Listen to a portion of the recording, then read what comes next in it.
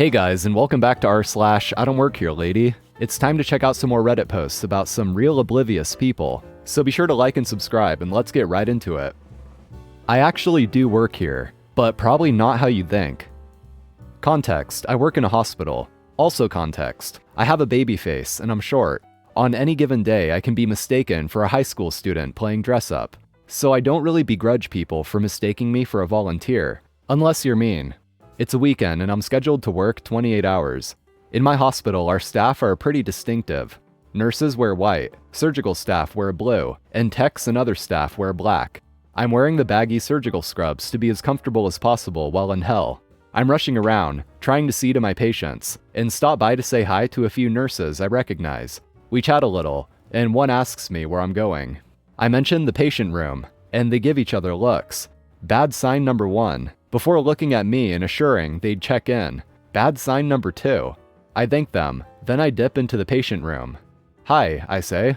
The patient, visibly irritated, responds, "About time you came in here. I'm done with my food." "Okay, do you want me to clear that tray for you?" The patient looks at me like I'm a dumbass. "Well, I'm done with it, aren't I?" "Alright then, grumpy guy. Whatever, it happens." I go to move the tray and notice his wife is sitting in a chair by his bed. She's looking apologetic to me and moves to the tray, but I wave her off and settle it to the side.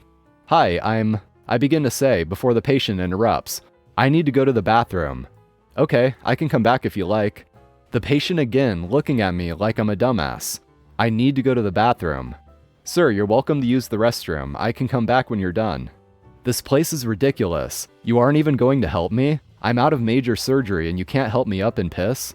I pull out my patient list. More for show than anything else because I have it memorized. This bitch had finger surgery in his non-dominant hand. He has one completely unwrapped hand, and his legs work fine. And I say, "According to my records, sir, you passed your physical therapy yesterday and have unlimited ability to get in and out of bed and move on your own. However, I can also provide a urinal for you if you like." The patient yells, "This is f***ing ridiculous. I just had major surgery. I'm in f***ing pain." At this point, I see a few nurses duck their head in to check on me, but I wave them off.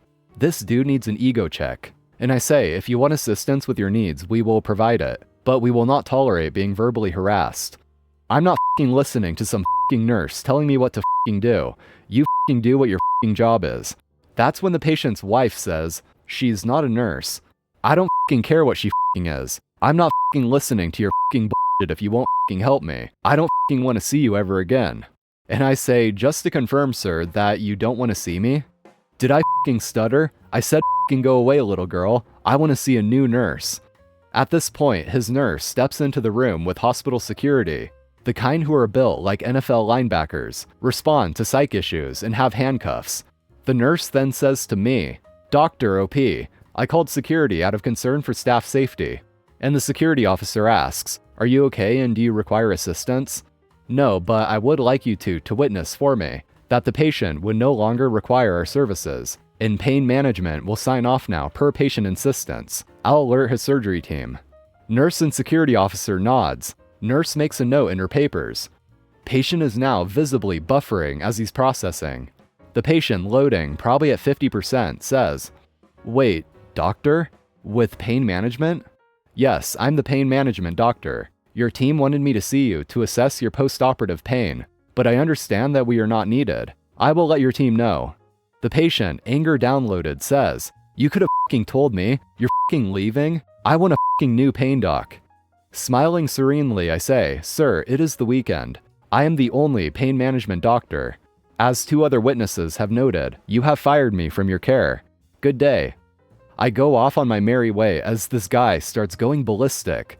It's not standard for the pain services to be asked to see a hand surgery, but I did it as a favor to the orthopedic surgeon, since the patient is, quoting the surgeon, "a little bitch about his finger pain." I asked the nurse to let me know what happens when the patient realized I'm the only one in the whole hospital who can write for high-dose narcotics that he keeps demanding. Man, if this guy actually just let OP speak first for 2 seconds, he would have found out exactly who she was. Serves him right though, honestly. Tribe of Karens. So I'm a truck driver, and I deliver to a series of stores where once upon a time, things actually used to cost $1. All the time. before rapid inflation. They were nice. Anyway, this job sucks, but it pays very well. The downside is that I actually have to unload the truck by picking up every box and throwing it down a series of roller trays, where it's actually caught by a roller rack that belongs to the store. I hook my roller trays onto their roller rack and do this process 4 or 5 times in a delivery day. This can be a painless procedure or it can be very painful. I never know what kind of delivery it's going to be until I get there and get started. Sometimes a bad parking angle can send boxes flying everywhere. Sometimes the staff makes things a lot more difficult than it needs to be. This one particular delivery was the latter. I get there and I can't figure out what set of doors or potentially dock I need to back up to. There's a couple of doors with a raised concrete walkway that looks like I could back up to it, but then there's a couple of docks next to it, and some stores actually have docks. I call the store and the day manager, Karen, answers and says, "Pull up to the dock," and immediately hangs up. I needed to clarify, does she mean dock, or is she referring to the concrete walkway with the gap in it as a dock? I'm making assumptions and go with it, and it turns out I'm right. They don't actually have a dock. Already off to a great start. I get the doors open, walk inside, and immediately Karen too stares at me and in a commanding voice yells out, "Excuse me, can I help you?" Exactly the way you would to some random trespasser that had walked in your back room. I look around and see that every employee there is an angry, bitter-looking, menopausal old woman, and I, as the younger man, have earned their hatred simply for existing. I just kind of stare for a moment and say, "I'm here to get set up so we can get started," while pointing at the rollers. What I didn't know is that right next to the rollers was a ramp for making a connection to the pallet jack into the truck. Karen too starts laying into me. "We don't need the ramp. We're not unloading the pallets. We don't need the ramp." It takes me a moment to figure out what she's even talking about, which she takes as me not knowing how to do my job, and continues on to tell me what it is I'm supposed to be doing. And then I realize she doesn't actually think I'm clueless. She just wants power over me. It's not about doing things right, it's about being in charge. "Okay, bitch, we can do things the easy way, or we can do things the hard way. Now I can see that you're choosing the hard way. Now there are certain positions I can put my rollers that makes things easy, and positions that make things hard. A steep decline near the end with a long flat area behind that allows me to line up boxes about 30 feet long. Just a series of boxes ready to go down that railgun and fire into that store like a freight train of f***. This is what you get with the hard way. By the time the product is halfway down the set of rollers, it's moving so fast that it's bouncing off the surface and onto the floor. I can move fast when I am so inspired. I was building those freight trains and sending them one after another after another. I love the sound of rollers pushed to their limits. Typically, I'll send the product as nice as possible, but they earned this. I unloaded as fast as I could, pulled my roller tables back inside, and got the hell out of there. "Good night, Karen. Now pick that shit up. Your storage room looks like a mess." I'm a soldier, not a store employee. For this particular story, I was actually in uniform, which makes this whole situation all the more weird. Canadian working uniform for the Army is a digital camouflage pattern called CADPAT. Pretty unique and identifiable. The store I was in wears black pants with tan-ish colored collared shirts. I had just gotten off from work and was on my way home and stopped for groceries. Our command lets us stop in uniform on the way home to do this. They see it was a visual recruiting tactic and lets people know that we are in the community. I'm a reservist artillery soldier. As I was looking at milk, trying to decide what to buy, a little old lady came up to me and asked for help. What threw me off initially was the fact she used my rank, gunner, artillery for private. She explained that her grandson was a bombardier, artillery for corporal, in a regular force artillery regiment. She was struggling lifting the milk bags. I decided I would help her shop and get her groceries at least into a ride for her. I spent a good 45 minutes with her helping her shop around. The interaction with the dumb lady came as the old lady was checking out. The dumb lady says, "Now that you're done, you can get my things for me." "Sorry ma'am, but I don't work here, and I have my own shopping to do. I'm sure one of the bag boys or stalkers could help you out." "You clearly work here. You got all that old bat stuff for her. Now I demand you help me." And the lady I helped speaks up and says, "He really isn't an employee. He's a soldier just helping an old woman with some shopping." "I don't care what he says he is. He clearly knows the store, so he must work here. You're done with shopping, so he can help me now." She was getting louder now and attracting attention. Ma'am, I really don't work here. If you could lower your voice, I could help you find an employee if you really need some assistance. Don't tell me what to do, boy. Now a manager has shown up due to the commotion. Good afternoon, is there anything I can help you out with? Said the manager. Yes, this boy is refusing to help me after he helped another customer. This is terrible customer service and he should be fired.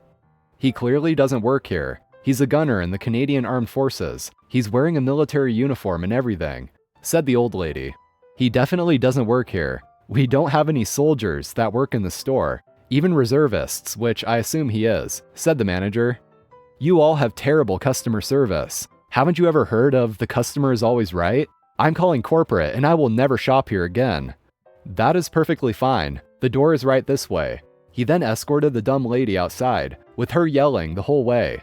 Well, that's enough excitement for this old woman. Hopefully the rest of your day is much more peaceful. I'll have my son come pick me up. Go do your shopping and thanks for helping me, said the old lady.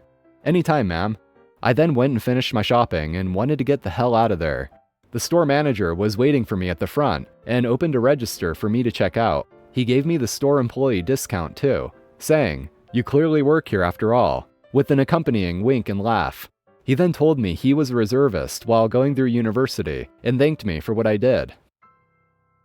I don't work here. This is my lounge room and I'm trying to watch TV. Years ago, I had a different landline number and started getting all these calls, demanding to speak to the boss of Access Chemicals. It got tiring. Like, I nearly didn't want to answer my phone because it was getting a little anxiety-provoking. Then one day, "Are you the manager?" says Karen on the other end. "The manager of what?" I ask. "Access Chemicals. We had a rude delivery guy boss the reception ladies around." "Sorry, you've been had," I said. "Excuse me, did you just interrupt me? I'm trying to say this is my own private number, and you've got a fake invoice from a fake company." "Well, anyway, now that you've stopped interrupting me, I'll explain. This rude delivery guy demanded a cash check from our company for a bunch of cleaning chemicals he was delivering, but we didn't order it.